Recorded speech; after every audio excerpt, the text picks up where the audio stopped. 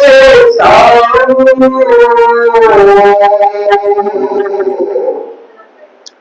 శిలమైన నన్ను శిల్పివై మార్చావు నాలోని ఆశలు ఇతరింపచేశావు శిలమైన నన్ను శిల్పివై మార్చావు నాలోని ఆశలు ఇతరింపచేశావు నీ ప్రేమ నాపై కుమ్మరించుచున్నావు నీ ప్రేమ నాపై కుమ్మరించుచున్నావు నీ ప్రేమే నా ఊపిరి నీ ప్రేమే నా కాపరి నీ ప్రేమే నా ఊపిరి నీ ప్రేమే నా కాపరి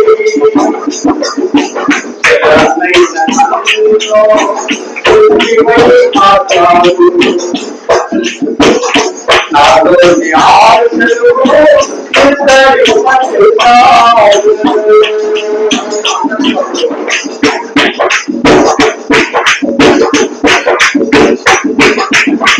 మోడు మారినా నా జీవితం సిగిరింపచేశావు మోడు మారినా నా జీవితం సిగిరింపచేశావు నీ ప్రేమాభిషేకం నా జీవితం నీ ప్రేమాభిషేకం నా జీవితం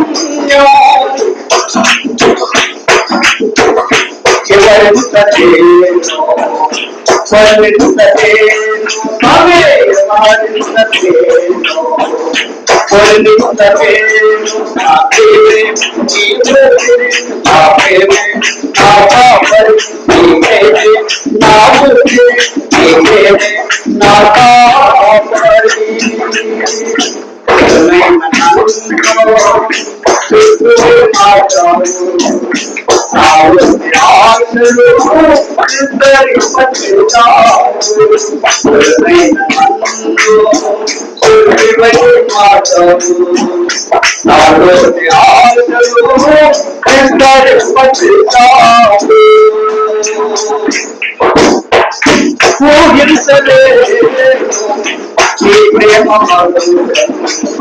నా ప్రేమ నీకు నా నీ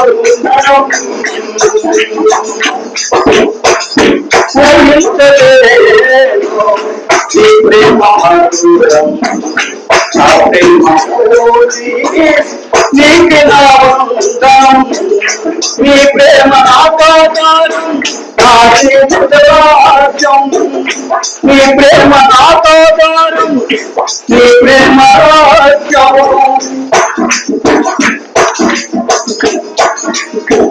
నీ కొరకు నేను జీవించలేను నీ కొరకు నేను జీవించలేను నీ ప్రేమే నా కాపరి నీ ప్రేమే నా ఊపిరి నీ ప్రేమే నా కాపరి నీ ప్రేమే నా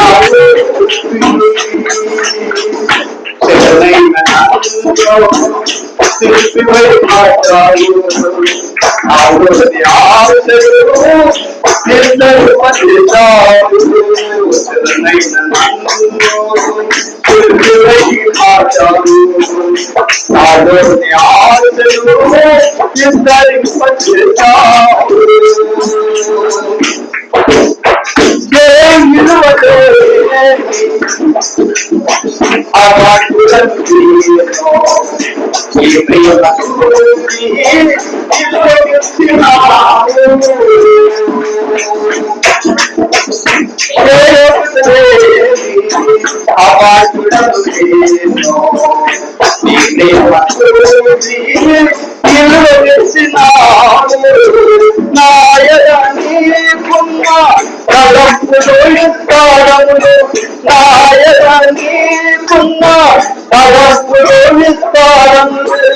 నీ కొరకు నేను జీవించు ఎల్లాను నీ కొరకు జీవించు జీవించు ఎల్లాను నీ ప్రేమే నా కాపరి నీ ప్రేమే నా ఊపిరి నీ ప్రేమే నా కాపరి నీ ప్రేమే నా ఊపిరి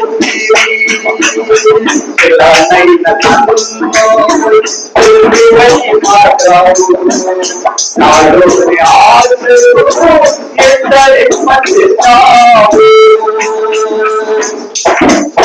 స్వచ్ఛమైనది నిజమైనది ఈ ప్రేమ జీవం ఆశీర్వాదం స్వచ్ఛమైనది నిజమైనది ఈ ప్రేమ జీవం ఆశీర్వాదం నా జీవితంలో నీ ప్రేమ కావాలి నా జీవితంలో నీ ప్రేమ కావాలి నీ ప్రేమ నీ ప్రేమ పోషణం నీ ప్రేమ నీ ప్రేమ పోషణం నీ ప్రేమే నా కాపరి నీ ప్రేమే నా ఊపిరి నీ ప్రేమే నా కాపరి నీ ప్రేమే నా ఊపిరి చిరమైన నన్ను చెవివై మాట్లాడు నాలోని ఆశలు ఎందరి మధ్యస్తావు చిరమైన నన్ను చెవివై మాట్లాడు నాలోని ఆశలు ఎందరి మధ్యస్తావు. దేవునికి స్తోత్రం. సరే, మంచిది దేవుని పిల్లరా. మరి మన సంవత్సరం వెంబడి సంవత్సరం ఈ లెంటేషన్ ఎదుర్కొంటూనే ఉన్నాం. తర్వాత మొదట క్రిస్మస్ ఎదుర్కొన్నాం, ప్రవచన వాక్యాలు నెరవేర్పు చదువుకుంటూ వచ్చాం. తర్వాత నూతన సంవత్సరాన్ని ఎదుర్కొన్నాం. అలాగా పండుగలు ఎన్నో జరిగిపోతా ఉన్నాయి. కానీ జీవితంలో ఏం లేదంటే మార్పు లేదు. మనకి ఏమి కావాలంటే పండుగలు ఎన్ని జరుగుతున్నాయన్నది కాదు ప్రాముఖ్యం కాదు, కానీ జీవితం మార్పు రావాలి. మార్పు అంటే ఎలా ఉంటుంది అని అంటే, దేవుడి పిల్లలు గత కాలంలో మన బూతులాడో బూతులు మానాలి. గత కాలంలో ఇతరుల మీద అసూయపడ్డా అసూయ మానాలి. గత కాలంలో ఇతరులు మనం ఎంచుకున్నాం అది మాని. గత కాలంలో ప్రేమ లేని వారిగా ఉన్నాం, కానీ ఇప్పుడు ప్రేమ కలిగిన వారిగా ఉండాలి.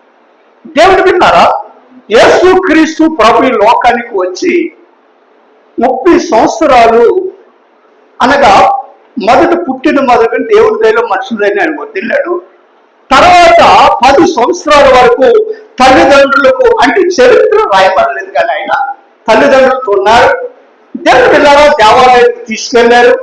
దేవాలయంలో ఏటేటా బలులు అర్పించుకుంటూ వచ్చారు. అక్కడ ఒక దినమున తల్లిదండ్రులు మర్చిపోయి వచ్చారు. వస్తున్నాడు కదా కదా ఆయన ఎక్కడున్నాడు?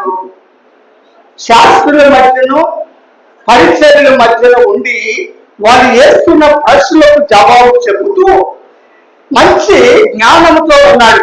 అప్పుడు వాళ్ళు అనుకున్నారు, ఇంత జ్ఞానం ఎక్కడి నుండి వచ్చింది దీనికి? వడ్లవాడి కుమారుడు కదా, అసలు ఏంటి ఈ జ్ఞానాన్ని? కానీ వారే ఆశ్చర్యపోతున్న సమయంలో తల్లిదండ్రులు ఎవరికెళ్ళి చూసుకున్నారట కుమారుడు కదండి.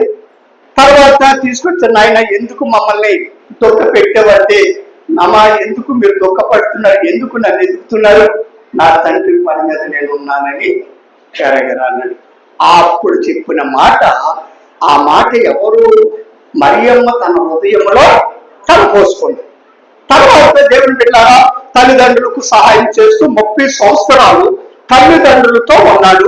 తల్లిదండ్రులకు ఉపయోగపడ్డాడు. 31వ ఏట అతడు ఏం చేశాడనంటే ఉపవాసం ఉండి, ఏం చేశాడమ్మా? ఉపవాసం ఉండి ఆ 40 దినములు 40 రాత్రులు ఉపవాసం ఉండి. ఎందుకున్నాడు ఉపవాసం మనం తెలుసుకోవాలి కదా. మనం ఉపవాసాలు ఉంటాం కదా, మరి మనం దాన్ని తెలుసుకోకపోతే ఉపవాసం ఎందుకున్నామో తెలుసుకోకపోతే ఇల్లు ఉండదు కదా. దాన్ని కాబట్టి నువ్వు ఉన్న ఉపవాసం ఇతరులకు తెలియాలంటే నీ ఉపవాసము విలువ ఏంటో నువ్వు తెలుసుకోవాలి.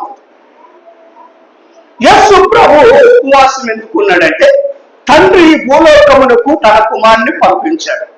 పంపించిన కుమారుడు పని ప్రారంభమవుతుంది. అయితే ఆ పని సక్రమంగా జరగటానికి కొన్ని ఇబ్బందులు వచ్చినప్పుడు, కొన్నిసార్లు పాపం వచ్చినప్పుడు ఉద్రేకపడకుండా, తొందరపడకుండా, దేవా నీ పని నేను తొలగించాలంటే నీ సహాయం ఎల్లప్పుడూ నాకు కావాలని తండ్రి దగ్గర వేడుకునేటట్లుగా ఉపవాసం ఉండినట్లుగా చూస్తున్నాం. అలా వేడుకునే సమయం ముగించే టయానికి అపవాదం వచ్చిందండి. వచ్చామంది మత్తయి సువార్త ఉంటుంది, సర్దుగా నేను చెప్పిన అపవాది వచ్చి నువ్వు ఆకలి కూడా ఉన్నావు అనగా ఉపవాసం చేత ఆకలి కూడా ఉన్నావు కనుక ఈ రాళ్ళను రొట్టెలు చేసి తినమన్నాడు. ఆజ్ఞాపిస్తే రొట్టెలు అయిపోతాయి కదా. ఆజ్ఞాపించిస్తాడు అనుకోండి. ఇప్పుడు దేవుని మాట ధిక్కరించినట్టుగా అంటే నాకు శక్తి ఉంది, నా శక్తిని చూద్దావా, చాలా మంది ఎలాగంటా ఉంటారు, నా శక్తిని చూద్దావా అని తొందరపడుతూ ఉంటారు. అనవసరమైన కాడ ఈ ముత్యాలను చల్లకూడదు. ఉపయోగపడే కానీ జల్లితేనే, ఎత్తనమో భూమిలో భూమి జల్లితే ఫలించదు. మెత్తగా సదురు చేయబడి దొన్నబడి అందులో విత్తనం ఎత్తే ఫలిస్తుంది. అమ్మా అలా ఫలిస్తుందా? చెత్తలో పడితే ఫలిస్తుందా? కాబట్టి వాక్యము ఎక్కడ చల్లాలంటే మెత్తబడుతున్న హృదయంలో చల్లాలి. అప్పుడు ఆ వాక్యానికి విలువ ఉంటుంది. అది 30 దొంతులు గాను 60 దొంతులు గాను 100 దొంతులుగా ఫలించే అవకాశం ఉంటుంది. కాబట్టి ఆ దినాలలో దేవుని బిడ్డలారా గమనించినట్లయితే యేసుక్రీస్తు ప్రభు ఉపవాసం ఉండి అపవాది చేత శోధించబడ్డకు 40 దినములు 40 రాత్రులు అపవాది చేత శోధించబడి అరణ్యములకు కొనిపోయాడా? అక్కడికి వెళ్ళిన తర్వాత అంటుంది, ప్రపంచమంతా 1 నిమిషంలో చూపించి నువ్వు నాకు మొక్కునట్లయితే ఇది నీకు స్వాధీనం చేస్తాను. అపవాదిని గద్దించాడు, మళ్ళీ వెళ్ళిపోయింది. మరి కాసుకుపోయాక మళ్ళీ వచ్చి ఈసారి వాక్యం తీసుకొచ్చింది. బైబిల్ వాక్యాన్ని తీసుకొచ్చి ఏమంటుందంటే, ఈ రాతి మీద కిందకు దూకము, నీ పాదములకు రాయి తగలకుండా తమ చేతులతో ఎత్తుపడతానని వాక్యం చూపించింది.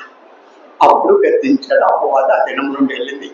ఆ దినము నుండి నా యేసుక్రీస్తు ప్రభు సువార్త ప్రారంభించాడు. అనేకమైన అబద్ధాలు, అనేకమైన ఆశ్చర్యకార్యాలు, అనేకమైన దెయ్యాలు పట్టిన వారిని కనబడుతూ అనేక మందిని స్వస్థపరుస్తున్న సమయంలో ఒక్కరిగా బయలుదేరిన ఆయన అనేక మంది శిష్యులుగా, అనేక మంది బిడ్డలుగా తీర్చిదిద్దుతూ వచ్చాడు. దేవుడి బిడ్డ ప్రభు ఎన్ని సంవత్సరాలు సేవ చేస్తాడంటే 3.5 సంవత్సరాలు మన మధ్య సేవ చేస్తాడు. మంచిది. పాత నిబంధన కాలంలో గొర్రెల రక్తమును, మేకల రక్తమును, గోవుల రక్తమును, కోళ్ళ రక్తము ఎట్లా రక్తాన్ని బలిచ్చేవారు. ఎందుకనంటే పాప విమోచన కొరకు. కానీ పాపం పోయిందా? ఆనాటి కాలంలో దైవజనులు మోసే ద్వారా ధర్మశాస్త్రాన్ని నియమించి ఇలా చెయ్యాలని ఒక నియమము, ఒక కట్టెగా ఏర్పాటు చేశారు. దేవుని బిడ్డ ఆ దినాల్లో కూడా ప్రశ్నించిన బిడ్డ ఆ రక్తశ్యామం అంతా అయ్యే వరకు 3 నెలలు తన ఇంటిలోనే ఉండాలి. ఆ తర్వాత ఆ దినాల్లో కోవనో ఆవురేని ఇచ్చిన బిడ్డను దేవాలయం తీసుకురావాలి. అదే నాకు ఇప్పుడు జరుగుతుంది. ఎలాగనంటే బిడ్డను తీసుకుని దేవాలయానికి వచ్చినప్పుడు మనం ఏదో మన దేవాలయానికి తీసుకురావాలి. సరే, మంచిది. ఇలాగా జరుగుతున్న కాలంలో భక్తులు వారి పాపాలు తీయలేకపోయారు. అప్పుడు దేవాతి దేవుడైన యెహోవా తన కుమారుడైన ప్రియకుమారుడైన యేసుక్రీస్తు ప్రభుకి ఈ లోకానికి పంపించినప్పుడు ఆయన అద్భుత కార్యాలు చేశాడు. ఏ కార్యాలు అంటే ఆయన ద్వారా ఒకే ఒకసారి బలిని అర్పించాడా? ఒకే ఒకసారి బలి అర్పించాడు. ఏ బలిది? యేసుక్రీస్తు తన రక్తాన్ని ఒకసారి చదువుతామా? ఎఫెసీయులకు రాసిన పత్రిక 5వ అధ్యాయం 2వ వచనం ఒకసారి సాయం చేయమ్మా.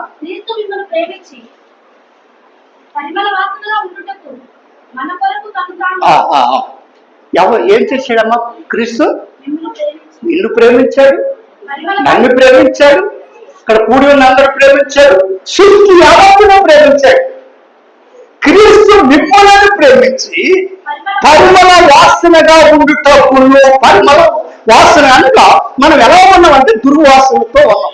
అసూయ అనే వాసన, కక్ష అనే వాసన, పాపం అనే వాసన, వ్యభిచారం అనే వాసన, అనేకమైన వాసనలతో పడి ఉన్న మనలను ఈయన ఏం చేశాడంటే క్రీస్తు మనలను ప్రేమించి ప్రాణాయనాన్ని పిలిచి పరిమళ సువాసనగా ఉండటకు ఆయన ఒక్కసారి తనకు తాను తన తండ్రికి బలిగాను అర్పణగాను అర్పించుకున్నట్లుగా వాక్యములు మనం చూస్తాం. ఏమంతేనా? కాబట్టి నీకు ఆయన బలిగా అర్పించినప్పుడు నువ్వేం అర్పిస్తున్నావు? అక్కడే ఉంటుంది చక్కని మాట. చూడమ్మా, అక్కడే ఉంటుంది. చూడు, ఉండుటకు మన కొరకు తను తాను దేవునికి అర్పణగాను బలిగాను అర్పించుకునేను. అలాగునే అన్నాడు. అక్కడ అలాగున్నాడంటే అక్కడ ఏదో ఒక మనకు ఒక పాయింట్ ఇస్తున్నాడు అనేది అర్థం. అలాగునే అని అన్నాడనంటే అక్కడ ఒక సందర్భాన్ని మనకు తెలియజేస్తున్నాడు. ఇవన్నీ ప్రభు మీకు చేశారు కాబట్టి ఇక్కడ మీద ప్రభు కొరకు మీరు ఏం చేస్తారు అని చెప్పి అలాగనే మీలో ప్రేమ కలిగి, అంటే మనం ప్రేమ లేని వారుగా ఉన్నామని దాని అర్థం. కాబట్టి మీరు ప్రేమ లేని వారు ఉన్నారు కాబట్టి క్రీస్తులైన నేను మిమ్మల్ని ప్రేమించి పరిమళ సువాసనగా ఉండట కొరకు తానుగా నన్ను నేను నా తండ్రికి నేను బలిగానే అర్పణగానే అర్పించుకున్నాను. అలాగనే మీరు ప్రేమ అనగా క్రీస్తు రక్తము కడగబడిన మనము ప్రేమ కలిగిన వారుగా ఉండాలి. ఏ ప్రేమ అంటే క్రీస్తు ప్రేమ. ప్రేమ యేసుని ప్రేమ ఇది ఎవ్వరు కొలవలేని నిజము. దీన్ని నమ్మో అది ఎన్నడు మారనిది ప్రేమ, ఎన్నాడు వీడరానిది నా యేసుని ప్రేమ. ఎన్నడు మారనిది నా యేసుని దివ్య ప్రేమ, ఎన్నాడు వీడరానిది నా యేసుని దివ్య ప్రేమ. ప్రేమ యేసుని ప్రేమ అది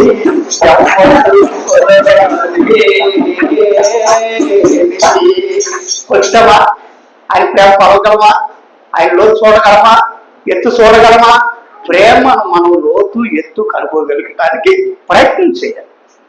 ఎవరనంటే క్రీస్తు రక్తంలో కడగబడిన వారు, క్రీస్తు రక్తంలో మార్పు చెందిన వారు, క్రీస్తు ప్రేమలో రుచి చూసిన వారు. మనం ఏం చేయాలంటే ఇతరులను ప్రేమించి మా ప్రభు ప్రేమ అని. ఇప్పుడు అయ్యగారు వెంకటేశ్వరుడు బాగా ప్రార్థన పెట్టారు. ఇప్పుడు ఎవరు రావట్లేదు. నీవు నీ ఇంటికాడ ప్రార్థన పెట్టే వల్ల నీ ఇంటి పక్కన అన్ని చెల్లి వాక్యాన్ని వింటారు. ఇక్కడికి వచ్చి నేను కదా ఇల్లు ద్వారా విశ్వాసము కదా. లూది ఎప్పుడు మారిందండి చెప్పాలి? మీరు వాక్యం చదివారు. ఎప్పుడు మారింది లూది? ఎప్పుడు మారింది? ఎప్పుడు మారింది? ఎక్కడ మారింది? దేవాలయానికి వెళ్ళేది, కోటానికి వెళ్ళేది మారా. నది తీరమన ప్రార్థన జరుగుతుందని కనుగొని పేతురు పౌలు అక్కడికి వెళ్ళారు. వెళ్ళి పౌలు గారు వాక్యం చెప్తున్నాడు. వాక్యం మీద ఆకర్షితురాలై ఉంది. ఈలోగా దేవుడే ఆమె హృదయమును తెలుసును అని ఉంటుంది. ఏమన్నా 16వ అధ్యాయంలో ఉంటుంది, చూసుకొని అపోస్తుల కార్యం. కాబట్టి దేవుడి వాక్యం మీద మనం ఆకర్షితులుగా ఉంటే వాక్యం మనల్ని ఆకర్షిస్తుంది కదా. అప్పుడు మన హృదయము మారుతుంది. ఆ మారిన తర్వాత ఆమె మారింది, ఆమె ఇంటి వారి కాడ మారింది. మీరు మారిన తర్వాత మీ ఇంటి కాడ పెట్టడం వల్ల వాళ్ళు మారుతారు.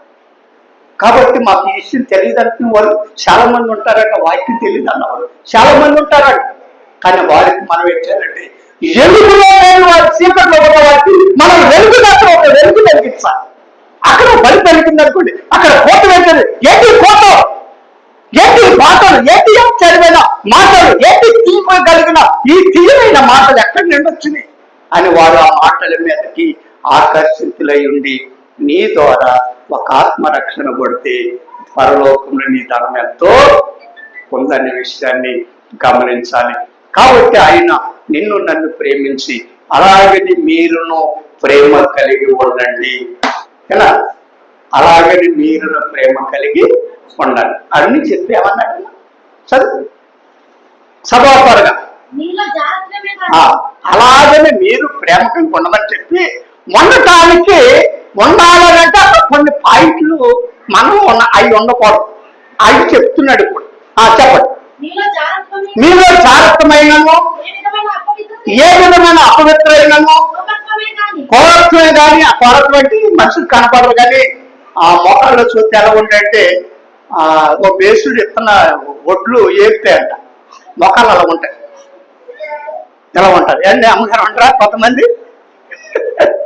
ఏదో ఈ మొక్కలు ఎప్పుడున్నా ఉండదు అంటా ఉంటారు కదా. నవ్వాలి నవ్వాలి. నవ్వు లేనివాడు ఎవడో సాతానుడు. నవ్వు లేనివాడు కుళ్ళోడు నల్లోడు అట్లా నవ్వు రాదంటాడు. నవ్వాలి నవ్వాలి నవ్వాలి మనసారా నవ్వాలని ఒక భక్తుడు చక్కని పాట రాశారు. ఇవన్నీ పాడుకుంటే అంతే సేవకుడు నిలబడుతున్నాయి కానీ వచ్చేది కంట్రోల్ చేసుకునేపోతే అయ్యగారు బైబిల్ చేస్తారు లేదా ఫోన్ చేస్తారు. కాబట్టి మనము జాగ్రత్తమైనను లోపత్మైనను కోరత్మైనను లేక ఇట్ల పేరు అనేది మనలోకి రాకూడదు. ఎప్పుడు రాకూడదు? క్రీస్తుని కలిగిన తర్వాత కదా. కాబట్టి మనము పరిమళ సువాసనగా ఉండాలని వేస్తూ చెప్తున్నాడమ్మా. వాసనగా ఉన్నామా? పూకింత పరిమళమా ఒక రోజు పూకింత పరిమళమా ఒక రోజు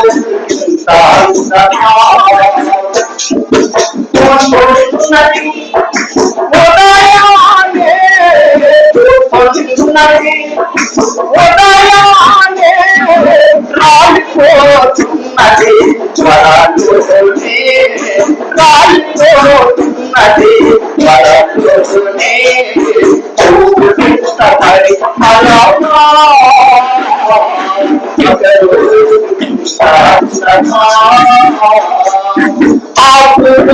కంటే చేసిన ఆ పరిమళ ఆ పురుగు కంటే చేసిన ఆ పరిమళ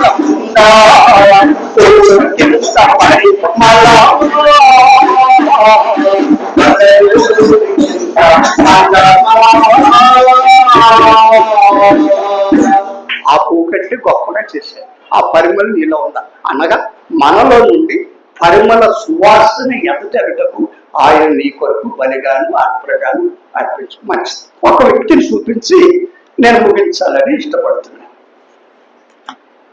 ఫిలోమోనికి రాసిన పత్రిక. ఫిలోమోనికి రాసిన పత్రిక మనం చూసినట్లయితే పత్రికను తీసుకువచ్చండి. ఫిలోమోను పౌలు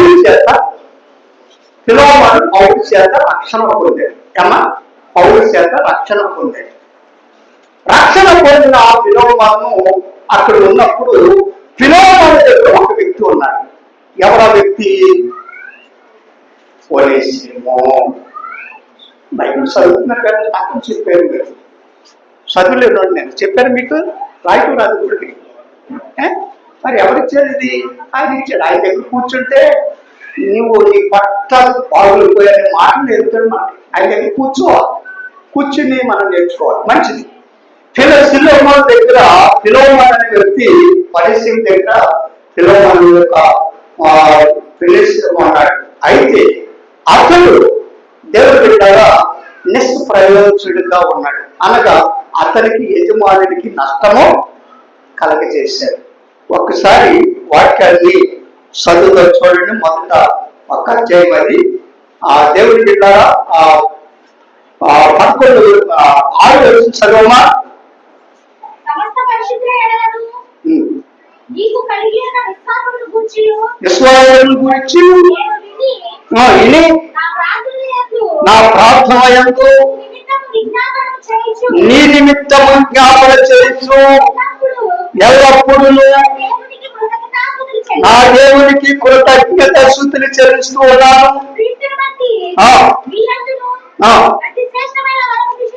విషయమై ఒక్కసారి అదమ్మా 11 చదువు. అతడు నీకు నిష్ప్రయోజనం అంటే ఎందుకు పనికిరాడు అంతేనా?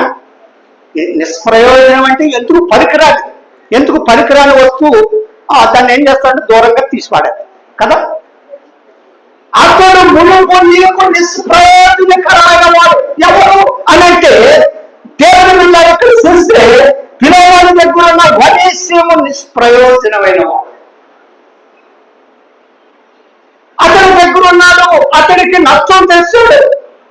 ఎందుకు చేస్తాడో పేదవాడైనందువల్ల ఎందుకో తెలీదు, కానీ అవన్నీ ఇందులో కొన్ని రాయబడలా. నష్టం చేసిన వల్ల ఆ యజమాని ఏం చేశాడు? అతను తీసి పడేశాడు. ఎక్కడి నుంచి? తన ఇంటి నుండి పంపించేసాడు. ఇంటి నుండి వెళ్ళిపోయిన తర్వాత అతన్ని ఎక్కడ పెట్టారు అని అంటే ఇంటికే పంపుకొని ఎక్కడ పెట్టారు? జైలుకు పంపించాడు. జైలుకు పంపించాడు. అప్పుడు జైల్లో ఎవరున్నారంటే పౌలు గారు ఉన్నారు. జైలులో పౌలు గారు ఉన్నారు. ఈ యొక్క వనేశ్వర దగ్గర నుంచి ఉన్న పిల్లలను ఆ జైల్లో ఉన్న పౌలు దగ్గరికి వెళ్ళి అతను దుఃఖపడుతూ చూసి పౌలు చూసి అతను పిలిచి అతని సేవ తీసి అతని యోగక్షేమాలను అడిగాడు. అయ్యా కుమారుడా, ఎందుకు ఈ స్థలానికి వచ్చావు? నీ దుఃఖానికి కారణం ఏంటి? నీ వేదనకు కారణం ఏంటి? నీ మన దుఃఖం ఏంటి అని పౌలు గారు ఆ యొక్క వనేశ్వరును అడిగినట్లుగా మనం చూస్తూ ఉన్నాం. అడిగితే తన హిస్టరీ అంతా చెప్పాడు. హిస్టరీ అంతా చెప్పిన తర్వాత మరి నేను ఫిలోమోను దగ్గర ఉన్నానండి, అతడు నన్ను ఇలా చేశాడండి, నన్ను చేయటం వల్ల నేను అతనికి నష్టపరిచానండి, దాని వల్ల నన్ను తీసుకొచ్చి జైల్లో పడేసాడండి అని చెప్పాడు. అప్పుడు పౌలు గారి కొన్ని మాటలు విని అక్కడ పౌలు గారు మన అతన్ని ఎలా కనుక్కున్నాడంట? ఆత్మీయంగా అన్నాడు, నా శ్రమలో కనుక్కున్న నా కుమారుడు అంటాడు. ఫిలోమోను చెప్తున్నాడు, ఫిలోమోను వనేశ్వరుడు మరి జాగ్రత్త, అతడు నీకు గత కాలంలో ఉపయోగం లేని వాడు, ఎందుకు పనికిరాని వాడు, నిష్పరిస్థితిలో ఉన్నవాడు, కానీ ఇప్పుడు అతడు నీకు నాకు కల ప్రయోజనకరమైన వ్యక్తిగా మారిపోయాడు అని చెప్పి ఈ యొక్క ఫిలోమోనుకు లెటర్ రాస్తున్నాడు. ఈ లెటర్ అదే, ఈ ఉత్తరాన్ని రాస్తున్నాడు. ఈ ఫిలోమోను పత్రికను పౌలు గారు రాస్తూ మరి ఆ ఫిలోమోనుకు రాస్తూ ఉండగా చదువుతున్న 10 కానీ చదువమ్మా. క్రీస్తునందు నాకు బహుధైర్యం కలిగి ఉన్నాను. క్రీస్తు యందు ఎప్పుడు ఖైదీమైన పౌలును నేనే. ప్రేమను బట్టి ప్రేమే ఇతరులను మారుస్తుంది. ఏమా? ప్రేమే ఇతరులను ముందుకు తీసుకొస్తుంది. ప్రేమే ఇతరులను ఆకర్షిస్తుంది. ప్రేమే ఎంత కఠినమైనా మారుస్తుంది. ఏంటంటే ప్రేమ ప్రేమ ప్రేమ. ఆ ప్రేమే చూపించాడు నా యేసుక్రీస్తు ప్రభు. ఈ లోకానికి వచ్చి ప్రేమ లేని వాడు నా వాడు కాదని చెప్తూ ఉన్నాడు. కాబట్టి ఆ ప్రేమను బట్టి ఏడుకునిగా మంచిదనుకుని ఎక్కడ కనుక్కున్నాడట? ఇంటికాడుండా, దేవాలయండా, కుర్చీలో కూర్చుని ఎక్కడ? బంధకాలు. ఏ బంధకం అంటే శరసాల బంధకాలు బంధించబడిన పౌలు అక్కడక్కడ సువార్తను ప్రకటిస్తూ, అక్కడక్కడ సువార్తను యేసుక్రీస్తు ప్రేమను ప్రకటన చేస్తూ ఆ బంధకాల్లో పూర్ణుడైన నిష్ప్రయోజకుడైన ఈ యొక్క వనేశ్వరును దేవుని బిడ్డలో కనుక్కున్నాడు. నా బంధకంలో కనుక్కున్న నా ప్రియ కుమారుడు. చదువు. ఏడుకుంటున్నాను. నిష్ప్రయోజనం గలవాడే కనుక ఇప్పుడు నీకును నాకును ఇప్పుడు నీకును నాకును ప్రయోజనకరమైన వాడాయను. ప్రయోజనకరమైన వాడుగా నీవు గత కాలంలో ఎందుకు పనికిరాని వాడు ఉండొచ్చు. ఇప్పుడు దేవుని సేవకునికి ఇతరులకు సంఘానికి ఉపయోగపడే వ్యక్తిగా మారు. ఇతరులకు ఇంతకు ముందు నువ్వు నిష్ప్రయోజనమే, కానీ దేవుని సన్నిధికి వచ్చి దేవుని మాటలు విన్నాక మనం ప్రయోజనకరమైన వ్యక్తిగా మారిపోవాలి. అబ్రహాము గత కాలంలో విగ్రహారాధన చేసేవాడు, బొమ్మలు అమ్ముకునేవాడు. అతడు గత కాలంలో ఎందుకు పనికిరాని వాడిగానే ఉన్నాడు, కానీ దేవుని సన్నిధి దేవుని స్వరన్నాక అనేక మందికి ఉపయోగపడే విశ్వాసుల తండ్రిగా మారిపోయాడు. మనం అక్కడ ఆత్మలకు తండ్రులుగా మారాలి. ఫలాలు ఇచ్చేవాడు ఉండాలి. అంటే రక్షణ ఉంటుంది, నీలో నడుపుకొని ఫలాలు రావాలి అనగా దేవుని సన్నిధికి మనం తీసుకురాలి. గొర్రెంటండి, గొర్రెల తోటి అలాగే ఎంతకాలం ఉంటే ప్రయోజనం ఉందా? యజమానుడు ఉన్నాడండి, యజమానుడు మిమ్మల్ని కాస్తున్నాడు. ఉదాహరణకి మనల్ని అందరినీ గొర్రెలకే పోల్చాడు. ఇక్కడ ఉన్న కాపరిని ఏమన్నాడంటే కాపరి అన్నాడు. కాబట్టి ఈ గొర్రెలు ఆ కాపరి దగ్గర ఆ గొర్రెలే ఉన్నాయి అనుకోండి, బాగుంటుందా? సంతోషం ఉంటుందా? ఇప్పుడు ఈ గొర్రెలు ఏం చేయండి చెప్పాలి. గొర్రెలు ఏం చేయాలి చెప్పాలి. ఏం చేయాలి? గొర్రెలు కనటం ప్రారంభించారు. అనగా ఎలా కంటారు? ప్రసవ వేదన పడినట్లుగా ఆత్మల భారం కలిగి కన్నీటితో ప్రార్థన చేస్తే ఒక ఆత్మను మనం ఒక్కొక్కరు ఒక్కొక్క ఆత్మను తీసుకొస్తే మరి ఇంతమంది అవుతాయి కదా.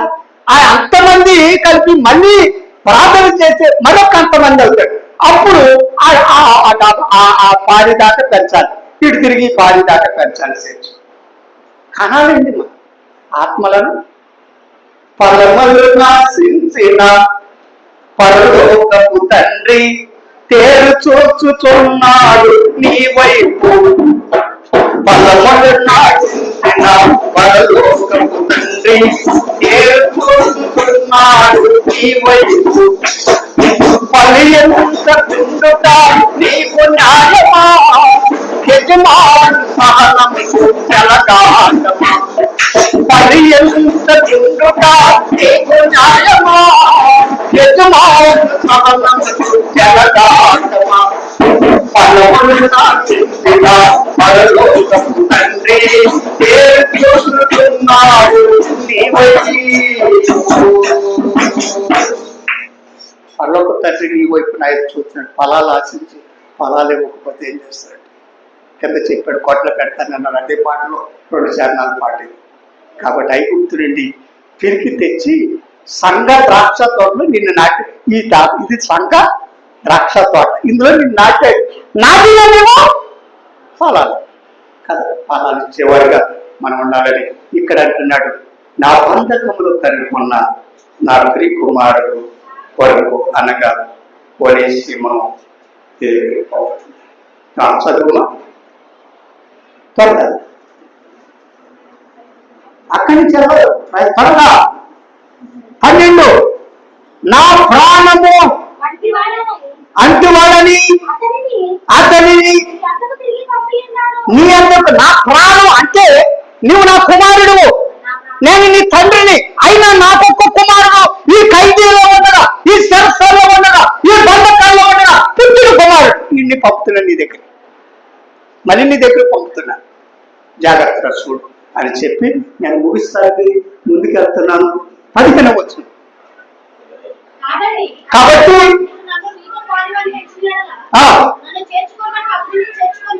అతన్ని నేను నీలో పాలువాడునని ఎంచుకున్న ఎడల అతని కడ నన్ను చేర్చుకున్నట్లుగానే చేర్చుకో. పగవాడిగా చేర్చుకోమొక సుమా, ఎందుకు లేని వాడిగా చేర్చుకోమొక సుమా. అతడు గత కాలంలో నీకు నిష్ప్రయోజనకరమైన వాడే, కానీ ఇప్పుడు నీకును నాకును ఉపయోగపడేవాడి వ్యక్తిగా మారిపోయాడు కనుక అతడు నా ప్రియ కుమారుడిగా నా వల్లనే అతన్ని చేర్చుకో అని చెప్పి అతనికి లెటర్ రాస్తూ ఉన్నాడు. అతనికి మీదట దాసుడుగా ఉండక, దాసుడు దాసుడి కంటే ఎక్కువ ఎవరో ఇంటి యజమాని. కానీ యజమానుడు కుమారుడు ఇప్పుడు ఎవరో ఏమవుతాడు? ఇంటికి యజమాని. కాబట్టి ఇంతకు ముందు దాసుడిగా ఉన్నాడు, నీకు నష్టపడిచాను, ఇప్పుడు దాసుడిగా చేర్చుకోవద్దు అనేసేమో. కానీ ఇప్పుడు ఏం చేయాలంటే దాసుడి కంటే ఎక్కువ, దాసుడి కంటే ఎక్కువ ప్రియ సహోదరుడు కాదు, ప్రియ సహోదరుడు కాదు, శిష్యుడుగా నాకును, ఆ. శరీర విషయములో, శరీర విషయంలో ప్రభు విషయంలో విశేషముగా నీకును, నీకును ప్రియ సహోదరుడిగా చేర్చుకో. నాకు ఈ మాట వచ్చినట్టు ఒక మాట జ్ఞాపకం వచ్చింది. పౌలు గారే దమస్కా పట్టణానికి వెళుతున్నప్పుడు ప్రభు అడ్డగించి కొట్టిన తర్వాత ఆ కళ్ళు మూతలాడిపోయి తడుగుతున్నాడు. ఈలోగా ఆ తిన్నాన ఊరికి వెళ్ళి ఆ ఈదులో ఒక ఇంటికాడి చేరాడు. అననీయ అనే ఒక ప్రవక్త ఉన్నాడు ఆ గ్రామంలో. అననీయ ప్రవక్త దగ్గర ప్రభు వచ్చి అంటున్నాడు, అననీయ అని పిలిచాడు. ఏంటి ప్రభా, ఇదిగో తిన్నానని ఈదులో పౌలు ఉన్నాడు, సౌలు ఉన్నాడు, అతని దగ్గరికి వెళ్ళి ప్రార్థన చేయండి ఈ యొక్క అననీయ అన్నాడు. బాబోయ్, అతడు కూరుడు కదా, క్రైస్తవులు హింసిస్తున్నాడు కదా, క్రైస్తవులు దూషిస్తున్నాడు కదా, క్రైస్తవులు పట్టుకెళ్ళి శాస్త్రాల్లో వస్తున్నాడు, చంపుతున్నాడు, మోసుకొని కోరుతున్నాడు, అతని దగ్గరికి నేను వెళ్ళొద్దండి. ప్రభు అన్నాడు, అతను నేను ప్రేమించాను, అతడు నా బంధకాల్లో అతడు నాకు పెట్టే బాధలని హింసలన్నీ భరించబడికి నేను సిద్ధపరుస్తున్నాను వెళ్ళి అన్నప్పుడు ఆ ప్రేమను ఆ యొక్క ధ్యాసం పక్కన పెట్టి వెళ్ళామన్నాడమ్మా. చక్కగా కదా, సౌలా సౌలా ఎంత ఎంత కమ్మని పిలిపింది. ఎవరికి ఉంటుంది ఈ పిలుపు? ప్రభుని కలిగిన వాడు ఉంటుంది, కలగని వాడు ఉండదు. సౌలా అని పిలిచి సౌలా అన్నాడా? సౌలా సహోదరుడా అని చెప్పి ప్రార్థన చేశాడు. తన కళ్ళు తెరవబడ్డాయి. నీ కళ్ళు తెరవబడ్డాయా? నీ హృదయం తెరవబడ్డా? సహోదరు ప్రేమ నీలో ఉంటే అది సాక్ష్యము జరుగుతుంది. ఒరేసీమో లెక్కలలో అతడు ఏదైనా నీకు నష్టం కలిగిస్తే ఆ నష్టం నా లెక్కలో రాసు, తర్వాత నేను వచ్చి నీకు తీరుస్తాను. అయినా నువ్వు నాకు ఓనమై ఉన్నాడు. ఏ ఓనం అంటే రక్షించబడిన విశ్వాసి రక్షణలోకి నడిపించిన సేవకునికి ఏమై ఉందంటే బాకీ. అంతేనా? ఎప్పుడు చెప్తున్నాడు ఇది? ఒకవేళ లెక్కలో చూసుకున్నప్పుడు నాకెందుకన్నా అంతేమో నువ్వు నాకు బాకీ, ఆ లెక్కలు తెలుసుకున్నావు అని చెప్పాడు. కాబట్టి దేవుడి బిడ్డల మనము దేవుడి బిడ్డలుగా మారి ఇతరులను ప్రేమించి ఉపయోగం లేని వ్యక్తిగా కొనేసేమో మరి మరి మన తినవలసిన కొనేసే పనికిరాని వ్యక్తి ఈ తిన్న నీకు నాకు అందరికీ ఉపయోగపడే వ్యక్తిగా శ్రేష్టమైన వాడిగా క్రీస్తు యేసు ఖైదీ అయిన పౌలు గారి ద్వారా రక్షణ పొందాడు. మీరు దేవుడి సేవకుల రక్షణ పొందారు. ఇతరులను దేవుడి మందిరానికి నడిపించాలని మనం చేస్తూ ఈ మాటలు నేను ముగిస్తున్నాను. సమయం ఎక్కువ గారిని క్షమించాలని మనం చేస్తున్నాను.